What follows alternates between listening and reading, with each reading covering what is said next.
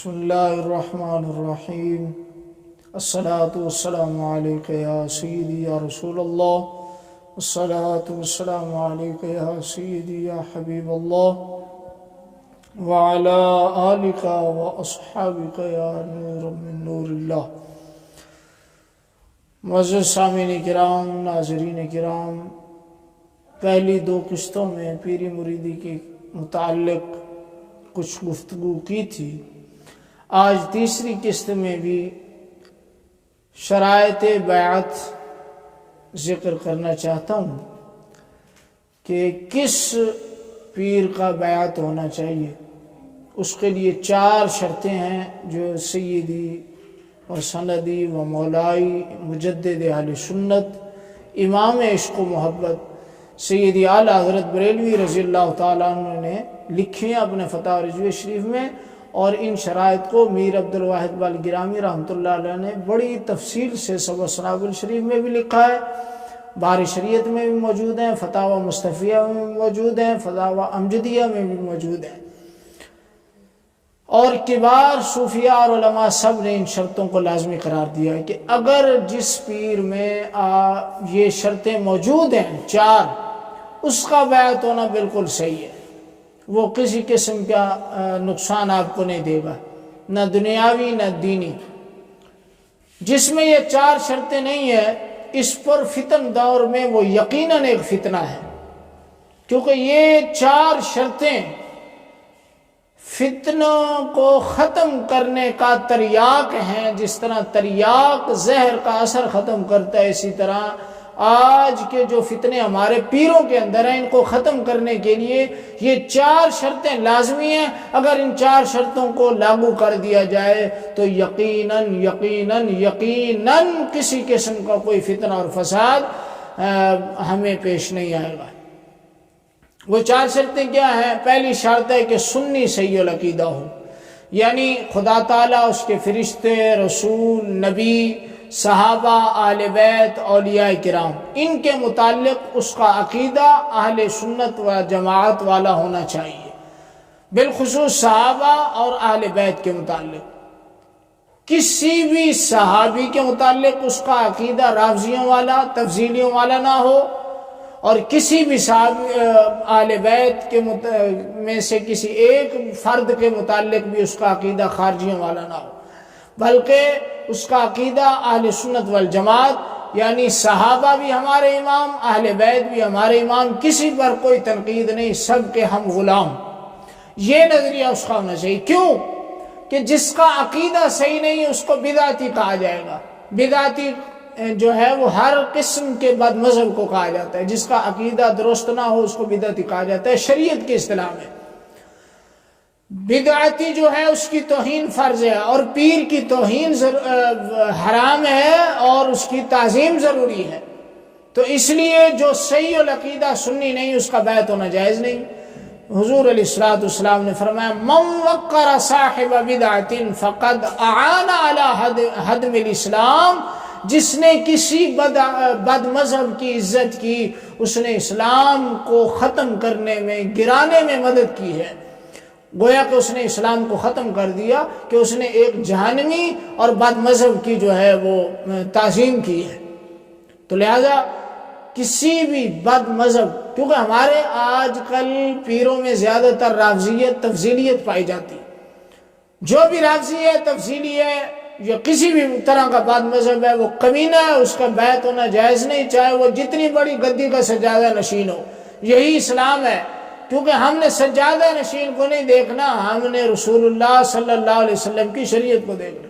جس طرح کہ میں نے ایک بزرگ کا قول آپ کو بتایا تھا، انہوں نے کہا تھا کہ مشرب پیر حجت نہیں، پیر کا کام یا قول حجت نہیں ہے، دلیل نہیں ہے، بلکہ دلیل قرآن و سنت سے ہونی چاہیے۔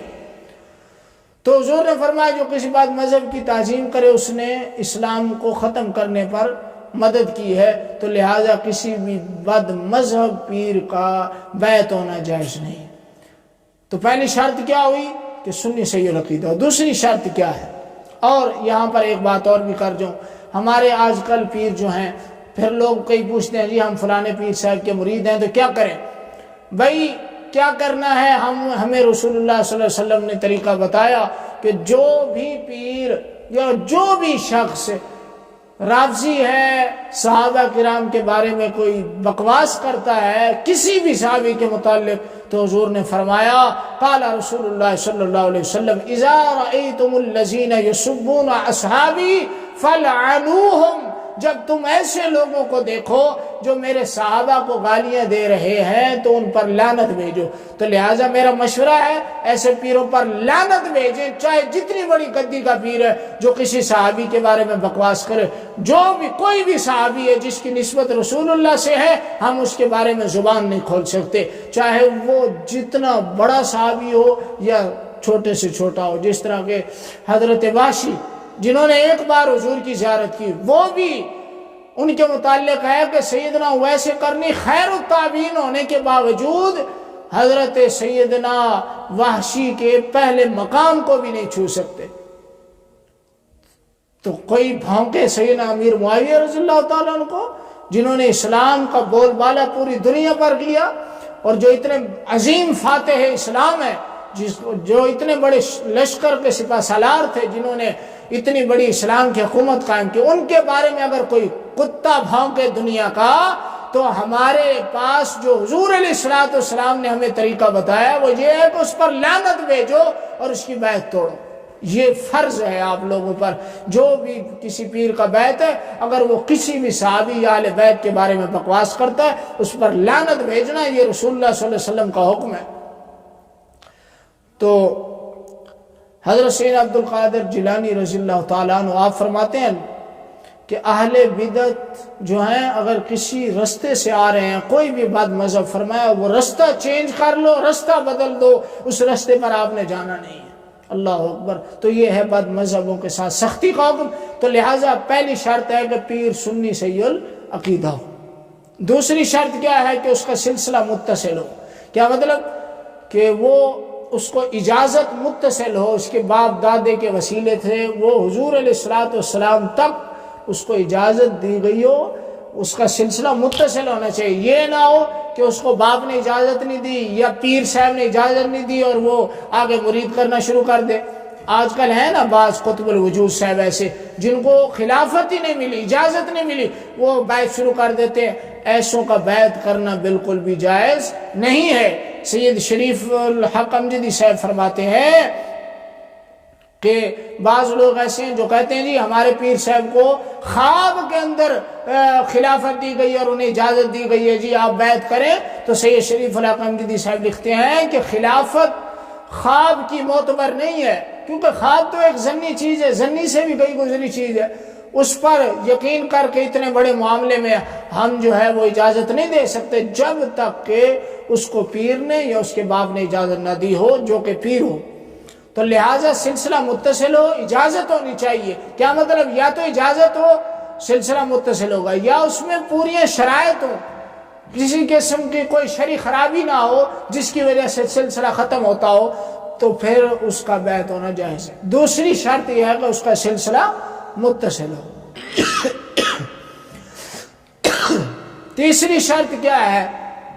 فرمایا فاسق مولن نہ ہو، یعنی کھلم کھلا گناہ کبیرہ نہ کرتا ہو، جس طرح داڑھی منڈانا، نمازیں چھوڑ دینا، نشہ کرنا، صحابہ کے بارے میں بکواسیں کرنا، ایسے کام اگر پیر کرتا ہے تو اس کا بیعت ہونا جائز نہیں ہے۔ اور صغیرہ پر اصرار بھی نہ کرے، یہ اگر صغیرہ گناہ ہو جائے تو توبہ کرے، اس کو دوبارہ نہ کرے، کیونکہ صغیرہ گناہ کبیرہ کی وجہ سے نبراس کے اندر موجود ہے کہ ولی کی ولایت ختم ہو جاتی ہے۔ جان بوجھ کے اگر وہ گناہ کبیرہ کا ارتکاب کرے تو اس کی ولایت ختم ہو جاتی ہے۔ چوتھی شرط کیا ہے؟ چوتھی شرط یہ ہے کہ وہ عالم ہو، فقہ، عقائد اہل سنت، فقہ کے مسائل، عقائد اہل سنت، کفر، اسلام، ہدایت، گمراہی، ان چیزوں کو جانتا ہو، اس کے پاس اتنا علم ہو کہ اپنی ضرورت کے مسائل فقہی، اپنی ضرورت کے عقائد کے مسائل وہ کتب سے نکال سکے، اور اس میں اتنی صلاحیت موجود ہو۔ اگر اتنی صلاحیت موجود نہیں ہے، چاہے اس کو مسئلے رٹے ہوئے ہوں، پھر بھی وہ کہیں نہ کہیں گمراہ ہو جائے گا، کیونکہ وہ جاہل ہے، اس کو تمیز نہیں ہے، وہ گمراہی اور کفر اور ہدایت کے درمیان وہ فرق نہیں کر سکے گا علم کے بغیر۔ تو لہٰذا پیر کا منصب ہوتا ہے مرید کو شریعت پر چلانا۔ جس کو شریعت کا ہی پتہ نہ ہو، شریعت کی تفصیلات کا نہ پتہ ہو، شریعت کے احکام کا پتہ نہ ہو، عقائد اہل سنت کا پتہ نہ ہو، وہ کسی کو ہدایت نہیں دے سکتا۔ تو لہٰذا یہ شرط ضروری ہے کہ وہ عالم دین ہو۔ اور سید اعلیٰ حضرت نے یہ بھی فرمایا من لم یعرف الشر فیوما یقع فیہ، فرمایا جو شر کو نہیں جانتا ایک نہ ایک دن وہ تو اس میں مبتلا ہو جائے گا، کیونکہ اسے پتہ ہی نہیں ہے کہ شر کیسے کون سی ہے اور اس کا رد کیسے کرنا ہے اور اس سے بچنا کیسے۔ مثال کے طور پہ کوئی بتی کا کام نہیں جانتا، ہم اس کو کہیں جی یہ آپ نے یہ بجلی ٹھیک کرنی ہے، تو وہ خود بھی مرے گا دوسروں کو بھی مارے گا۔ اب جو عالم دین نہیں ہے وہ دوسرے کو کیا ہدایت دے گا؟ تو لہٰذا ضروری ہے کہ پیر عالم دین ہو، اگر عالم دین نہیں تو ملعون ہے، اس کی بیعت ہونا جائز نہیں، وہ خود بھی گمراہ ہوگا دوسروں کو بھی گمراہ کرے گا۔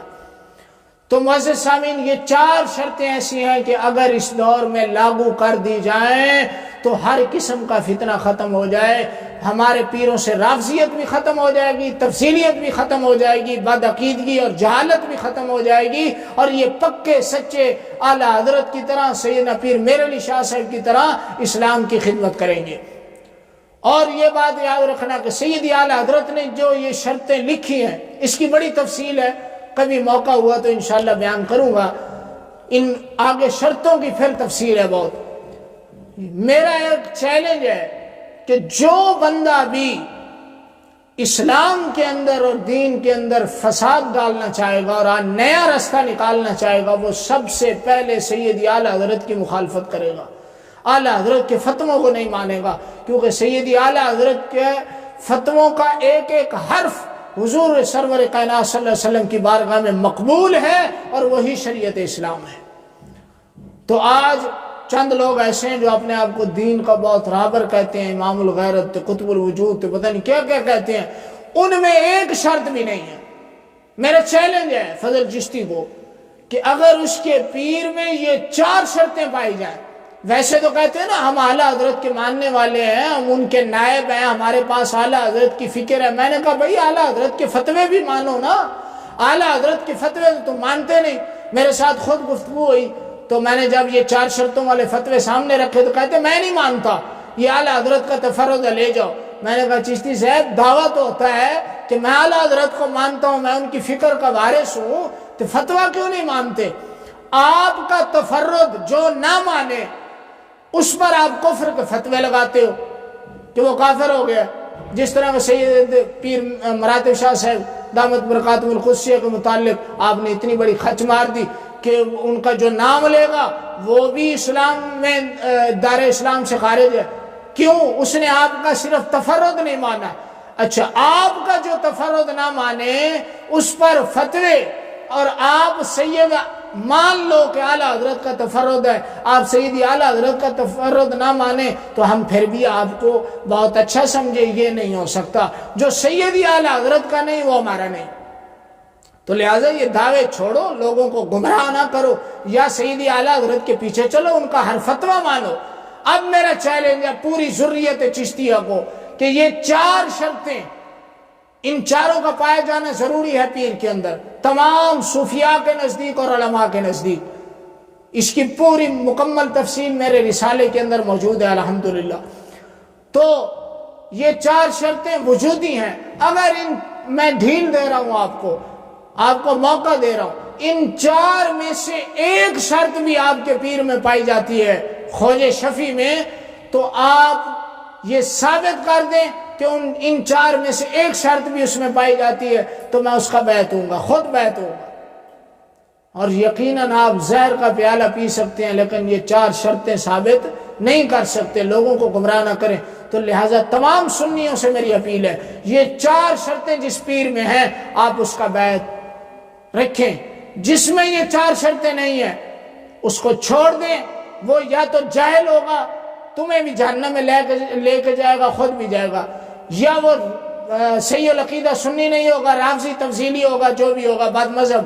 اور بد مذہب کے بارے حضور نے فرمایا اس پر لعنت بھیجو، فلعنوہم، جو صحابہ پر بکواس کرے اس پر لعنت۔ تو حضور نے تو لعنت کا حکم دیا اور ہم نے ان کو پیر بنایا ہوا ہے، ہم ان کو نذرانے دے رہے ہیں۔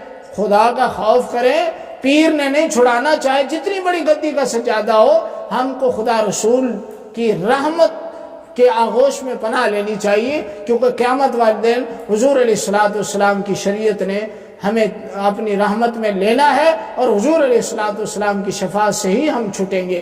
لہٰذا دعا ہے اللہ تبارک و تعالی ہم سب کو دنیا آخرت میں دین کی سمجھ عطا فرمائے، اور ہر طرح کے فتنے سے محفوظ فرمائے، اور ان 2 نمبر پیروں سے محفوظ رکھے، اور سید اعلیٰ حضرت کی تعلیمات پر عمل کرنے کی توفیق نصیب فرمائے۔ وما علینا الا البلاغ۔